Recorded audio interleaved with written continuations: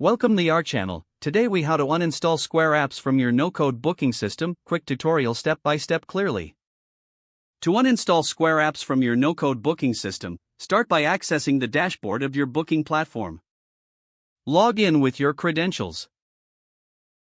Once on the dashboard, look for the Apps or Integrations section. Click on it to view the list of installed applications. Locate the Square app among the listed integrations.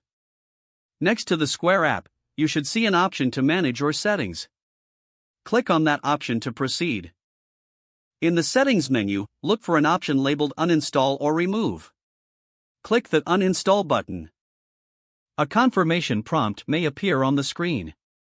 Review the information, then confirm your choice to proceed with the uninstallation.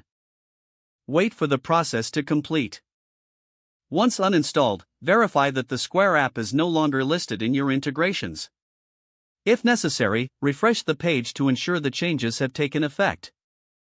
After confirming the uninstallation, you can continue using your booking system without the Square integration. That's it. You've successfully uninstalled the Square app from your no-code booking system. If the page does not load, refresh the browser or try again in a private or incognito window. Make sure you are using the correct email address, then retype it carefully to avoid small typos. If your password is not accepted, use the reset option and create a new strong password you can remember. Check your spam folder for verification or security emails, then complete any requested confirmation steps.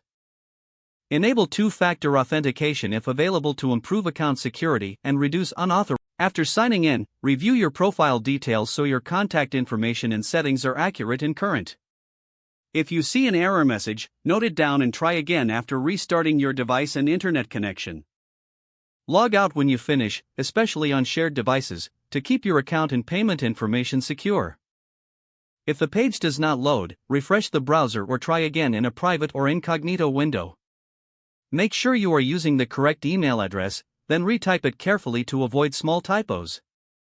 If your password is not accepted, use the reset option and create a new strong password you can remember.